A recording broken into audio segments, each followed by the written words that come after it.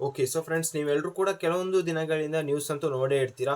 So ಇತ್ತೀಚೆಗೆ star link ಅನ್ನೋದು ಭಾರತಕ್ಕೆ ಬರ್ತಾ ಇದೆ ಅಂತ ಹೇಳ್ಬಿಟ್ಟು ತುಂಬಾನೇ ನ್ಯೂಸ್ ಆಗಿತ್ತು. ಸೊ ಕಳೆದ ಒಂದಷ್ಟು ವರ್ಷಗಳಿಂದ ಅಂದ್ರೆ 3 ವರ್ಷಗಳಿಂದ ಅವ್ರು ಟ್ರೈ ಮಾಡ್ತಾ ಇದ್ರು ಭಾರತದಲ್ಲಿ ಅವರ ಒಂದು ಸರ್ವಿಸ್ಗಳನ್ನ ಪ್ರೊವೈಡ್ ಮಾಡೋದಕ್ಕೆ, ಪರ್ಮಿಷನ್ ತಗೊಳ್ಳೋದಕ್ಕೆ ಅವರು ಒಂದಷ್ಟು ಕೆಲಸಗಳನ್ನ ಮಾಡ್ತಾ ಇದ್ರು.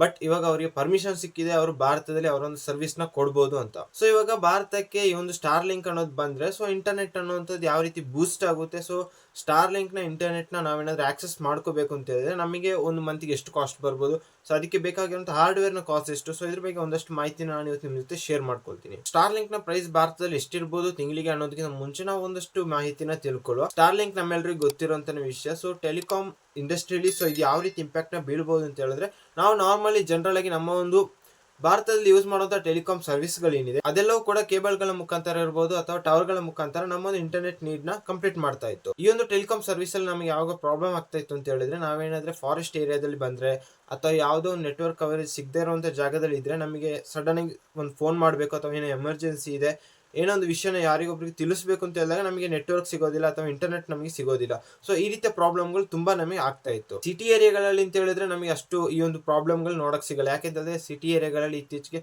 5G ಅಂತೂ ತುಂಬಾನೇ ಚೆನ್ನಾಗಿ ಸಿಗ್ತಾ ಇದೆ. ಬಟ್ ಕೆಲವೊಂದ್ ಕಡೆ ಸಿಗಲ್ಲ ಅಂತ ಅಷ್ಟೇ.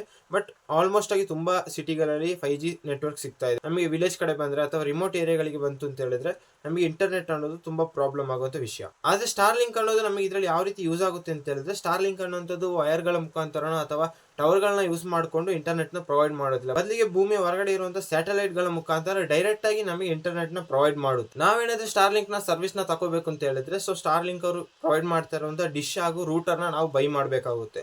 ಸೊ ಇದು ನಾವು ಇಂಡಿಯಾದಲ್ಲಿ ಬೈ ಮಾಡಕ್ ಹೋದ್ರೆ ನಮಗೆ ಇದು ಅಪ್ರಾಕ್ಸಿಮೇಟ್ ಆಗ್ಬಿಟ್ಟು 33,000ದಿಂದ 35,000 ರೂಪಾಯಿ ರೇಂಜ್ ಅಲ್ಲಿ ಸಿಗುತ್ತೆ ಅಂತ ಹೇಳ್ಬಿಟ್ಟು ಸದ್ಯಕ್ಕೆ ಇನ್ಫಾರ್ಮೇಶನ್ ಇದೆ. ಬಟ್ ಇದು ಕನ್ಫರ್ಮ್ ಆಗಿಲ್ಲ, ನಿಮ್ಗೆ ಇಷ್ಟೇ ಇದಕ್ಕೆ ಸಿಗುತ್ತೆ ಅಥವಾ ಮಂತ್ಗೆ ಇಷ್ಟು ಪ್ಲಾನ್ ಇದೆ ಅಂತ ಹೇಳ್ಬಿಟ್ಟು. ಹಾಗೇನೆ ಈಗ ಸ್ಟಾರ್ ಲಿಂಕ್ ಇಂಡಿಯಾಗೆ ಬಂತು ಅಂತ ಹೇಳಿದ್ರೆ ಮಂತ್ಲಿ ಎಷ್ಟು ಅದರ ಒಂದು ಪ್ರೈಸ್ ರೇಂಜ್ ಇರಬಹುದು. ನಿಮಗೆ ಏನಾದ್ರೆ ಇಂಟರ್ನೆಟ್ ಸ್ಪೀಡ್ ಬಂದ್ಬಿಟ್ಟು 200 ಇಂದ 250 Mbps ಬೇಕು ಅಂತ ಹೇಳಿದ್ರೆ, ಸೊ ಪ್ರತಿ ತಿಂಗಳಿಗೆ ನಿಮಗೆ ಸ್ಟಾರ್ ಲಿಂಕ್ ನ ಕಾಸ್ಟ್ ಅರೌಂಡ್ 3,000ದಿಂದ 4,000 ಅಥವಾ 4,500 ಗಂಟೆ ಇರಬಹುದು. ಸೊ ಈ ಒಂದು ಅಮೌಂಟ್ ಏನಿದೆ, ಸೊ ಇದು ಒಂದು ಅಂದಾಜು ಲೆಕ್ಕ ತಗೊಳ್ತಾ ಇದ್ದಾರೆ ಎಷ್ಟು ಕಾಸ್ಟ್ ಬರ್ಬೋದು. ಟ್ಯಾಕ್ಸ್ ನೆಲ್ಲ ಕ್ಯಾಲ್ಕುಲೇಷನ್ ಮಾಡಿದಾಗ ಈ ಒಂದು ಪ್ರೈಸ್ ರೇಂಜಿಗೆ ಈ ಒಂದು ಸ್ಟಾರ್ ಲಿಂಕ್ ನ ಒಂದು ಪ್ಲಾನ್ ಏನಿದೆ ಪ್ರತಿ ತಿಂಗಳಿಗೆ, ಸೊ ಅದು ಇರಬಹುದು ಅಂತ ಹೇಳ್ಬಿಟ್ಟು ಅಂದಾಜಿಸಲಾಗ್ತಾ ಇದೆ. ಬಟ್ ಕನ್ಫರ್ಮ್ ಆಗಿಲ್ಲ ಸೊ ಸ್ಟಾರ್ ಲಿಂಕ್ ನ ಪ್ರೈಸ್ ಎಷ್ಟಿರುತ್ತೆ ಅಂತ ಹೇಳ್ಬಿಟ್ಟು. ನಿಮಗೆ ಏನಾದ್ರೆ ಸ್ಟಾರ್ ಲಿಂಕ್ ನ ಇಂಟರ್ನೆಟ್ ಆಕ್ಸೆಸ್ ಬೇಕು ಅಂತ ಹೇಳಿದ್ರೆ, ನಿಮಗೆ ಸ್ಟಾರ್ಟಿಂಗ್ ಅಲ್ಲಿ ಅದರ ಒಂದು ಡಿಶ್ ಮತ್ತು ರೂಟರ್ಗೆ 33ರಿಂದ 35,000, ಹಾಗೇನೆ ಪ್ರತಿ ತಿಂಗಳಿಗೆ ನೀವು ಒಂದು 3ರಿಂದ 4,000 ಅನ್ಕೊಂಡು ಸ್ಟಾರ್ಟಿಂಗ್ ಅಲ್ಲಿ ನಿಮಗೆ ಒಂದು 38ರಿಂದ 40,000 ಖರ್ಚು ಬರುತ್ತೆ. ಹಾಗೆ ಪ್ರತಿ ತಿಂಗಳು ನಿಮಗೆ 4,000 ಖರ್ಚು ಇರುತ್ತೆ.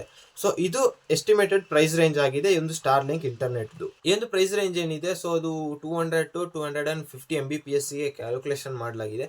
ಸೊ ನಿಮಗೆ ಏನಾದ್ರೆ ಅದಕ್ಕಿಂತ ಕಡಿಮೆ ಸ್ಪೀಡ್ ಬೇಕು ಅಂತ ಹೇಳಿದ್ರೆ ನಿಮಗೆ ಸ್ವಲ್ಪ ಲೋ ಬಜೆಟ್ ಅಲ್ಲಿ ಸಿಗ್ಬೋದು, ಅಥವಾ ಹೆಚ್ಚು ಸ್ಪೀಡ್ ಬೇಕು ಅಂತ ಹೇಳಿದ್ರೆ ಬಜೆಟ್ ಇನ್ನು ಹೈ ಆಗ್ಬೋದು ಪ್ರತಿ ಮಂತ್ಗೆ. ಸೊ ಇದು ಇವಾಗ ಸದ್ಯಕ್ಕೆ ಸಿಕ್ಕಿರುವಂತ ಇನ್ಫಾರ್ಮೇಶನ್. ಸ್ಟಾರ್ ಲಿಂಕ್ ಇಂಡಿಯಾದಲ್ಲಿ ಬಂದ್ರೆ ಇದರ ಒಂದು ಪ್ರೈಸ್ ರೇಂಜ್ ಎಷ್ಟಿರ್ಬೋದು, ಇದರ ಒಂದು ಪ್ಲಾನ್ ಏನಿದೆ, ಸೊ ಅದು ಎಷ್ಟಿರ್ಬೋದು ಅಂತ ಹೇಳ್ಬಿಟ್ಟು. ಈ ಒಂದು ಸ್ಟಾರ್ ಲಿಂಕ್ ಏನಿದೆ, ಸೊ ಅದು ನಮ್ಮ ಭಾರತ ದೇಶಕ್ಕೆ ಬಂತು ಅಂತ ಹೇಳಿದ್ರೆ, ಸೊ ನಮ್ಮ ಒಂದು ಭಾರತ ದೇಶದಲ್ಲಿ ಆಲ್ರೆಡಿ ಟೆಲಿಕಾಂ ಸರ್ವಿಸ್ ನ ಕೊಡ್ತಾ ಇರುವಂತ ಕಂಪನಿಗಳು ಜಿಯೋ ಮತ್ತೆ ಏರ್ಟೆಲ್ ಏನಿದೆ, ಸೊ ಅವ್ರ ಜೊತೆ ಕಂಬೈನ್ ಆಗುತ್ತೆ ಅಂತ ಹೇಳ್ಬಿಟ್ಟು ಒಂದಷ್ಟು ಮಾಹಿತಿ ಇದೆ. ಸೊ ನೋಡೋಣ ಏನ್ ಮಾಡ್ತಾರೆ ಅಂತ ಹೇಳ್ಬಿಟ್ಟು. ಜೊತೆಗೆ ಇದು ನಮ್ಮ ದೇಶಕ್ಕೆ ಬರಕ್ಕೆ ಜಾಸ್ತಿ ಟೈಮ್ ಏನಿಲ್ಲ. ಒಂದಷ್ಟು ಕಡೆಯಿಂದ ನನಗೆ ಸಿಕ್ಕಿರೋ ಇನ್ಫಾರ್ಮೇಶನ್ ಪ್ರಕಾರ ಇನ್ನು 2ರಿಂದ 3 ತಿಂಗಳು ಅಥವಾ ಮ್ಯಾಕ್ಸಿಮಮ್ 4-5 ತಿಂಗಳಲ್ಲಿ ಅದು ಭಾರತಕ್ಕೆ ಬರ್ಬೋದು. ಸೊ ಫ್ರೆಂಡ್ಸ್, ಇದಾಗಿತ್ತು ಈ ಒಂದು ಸ್ಟಾರ್ ಲಿಂಕ್ ಏನಿದೆ, ಸೊ ಅದು ಭಾರತಕ್ಕೆ ಬಂದ್ರೆ ಇದರ ಒಂದು ಪ್ರೈಸ್ ರೇಂಜ್ ಎಷ್ಟಿರ್ಬೋದು, ಮಂತ್ಲಿ ಎಷ್ಟು ಕಾಸ್ಟ್ ಬರ್ಬೋದು ಅಂತ. ಸೊ ಈ ಒಂದು ವಿಡಿಯೋ ಇನ್ಫಾರ್ಮೇಶನ್ ನಿಮಗೆ ಇಷ್ಟ ಆಗಿದ್ರೆ ಲೈಕ್ ಅಂಡ್ ಶೇರ್ ಮಾಡ್ಬೋದು. ಜೊತೆಗೆ ಚಾನಲ್ ಸಬ್ಸ್ಕ್ರೈಬ್ ಆಗಿಲ್ಲ ಸಬ್ಸ್ಕ್ರೈಬ್ ಮಾಡ್ಕೊಳ್ಳಿ. ಸಿಗೋಣ ಮುಂದಿನ ವಿಡಿಯೋದಲ್ಲಿ.